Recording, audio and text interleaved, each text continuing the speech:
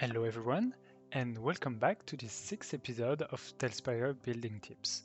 Today, we'll be learning about clipping and some information about TaleSpire assets.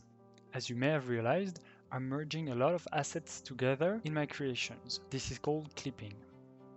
Clipping is really a powerful tool in TaleSpire. It allows you to quickly create new assets from existing ones by combining two or more together. Here you can see a few examples of this clipping method. You can obviously clip assets together with the same height, or you can clip them together while changing the height of each asset. Clipping is still bound to the TaleSpire building grid, meaning you won't be able to offset elements, but it's still very powerful. You can clip an asset into another one by clicking the exclamation button on the top building panel, and then you can shift and drag an asset into another. Clipping obviously allows for more complex builds, and you have to keep in mind that you're putting a lot of assets in the same place. It might affect performances on your computer, because it's either harder to render or there is just more object to render for your computer.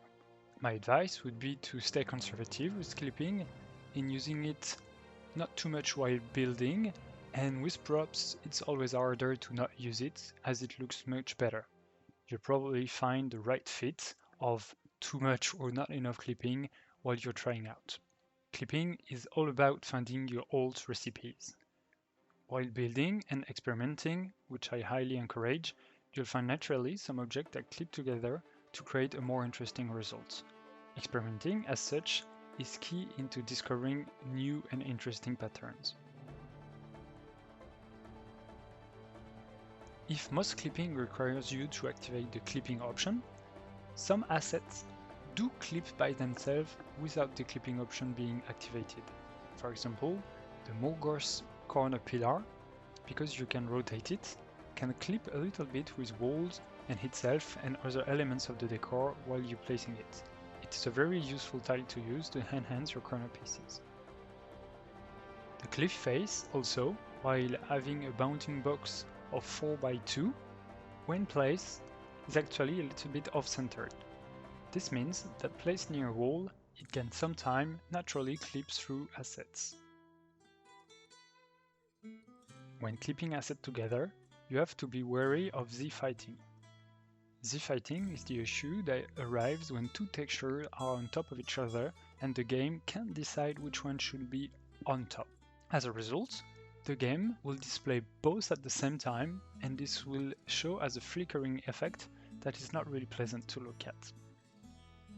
On another topic, as you may have realized by now, assets in TaleSpire are not scaled properly.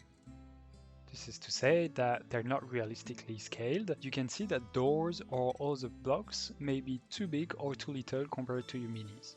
This is normal and intended. The goal is to capture the figurine feel of a tabletop board or a physical figurines. You have to accept either limitation or artistic choice, and by accepting this fact you'll be able to embrace fully the TaleSpire aesthetic. It is not all about scale. There is also, as you can see, gaps between blocks, or blocks that just don't fit that much together or that are limited in the tile set. So you have to know that for now the TaleSpire beta is limited in number of assets, but more will be coming along the way. Today's episode was sweet and short. Still, I hope you learned something, and we will see you in the next and hopefully final episode, and have a good day.